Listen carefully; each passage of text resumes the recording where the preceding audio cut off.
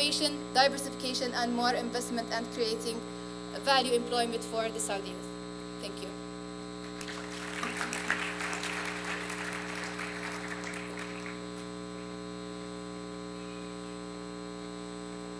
Any questions from the ladies' side?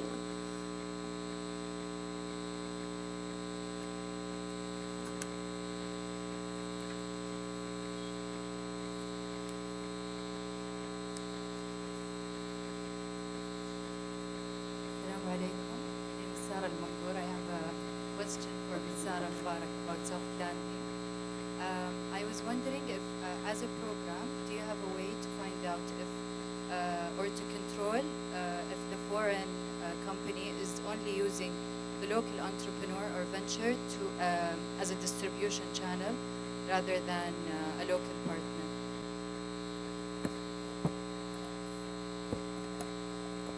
We know that we are facing several challenges and several risks with our collaboration with foreign SMEs, but we do work closely with our legal team to try to mitigate this risk. We know that we gotta make some mistakes, but we're trying to make these mistakes smaller, and we'll try to overcome them and learn quickly from our process. Thank you.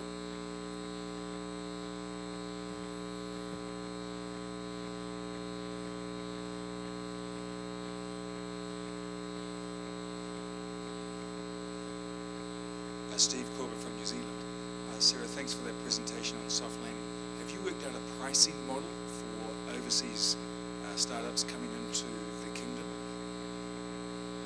Yeah, we do have a pricing model, but it's not yet ready to go public, but it will be available on our website.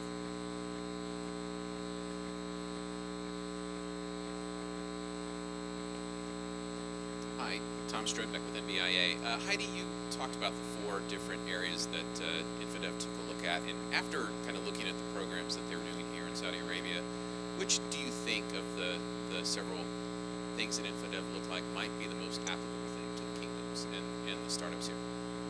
What I would suggest in terms of for Saudi Arabians to replicate, I think it's hard to take one thing and immediately make it the same in another context, right? So you need to look really at what are the needs on the entrepreneur, on the SME level in Saudi Arabia, what the target markets are, where they'd like to go, what the stage of the enterprise is, and so forth. So I think it's hard to say that we take this and we copy paste here.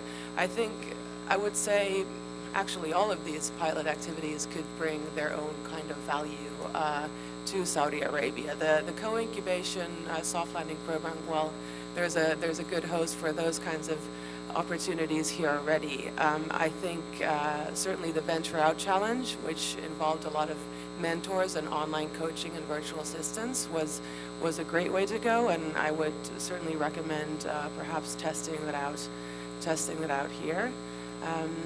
But yeah, if that answers the question, first we need to know what Saudi Arabia would need, and then we need to figure out what to design properly for them. For the sake of time, I'm going to take one more question.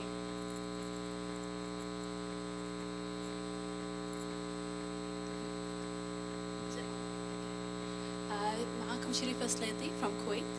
I'd like to ask Sarah about the soft landing.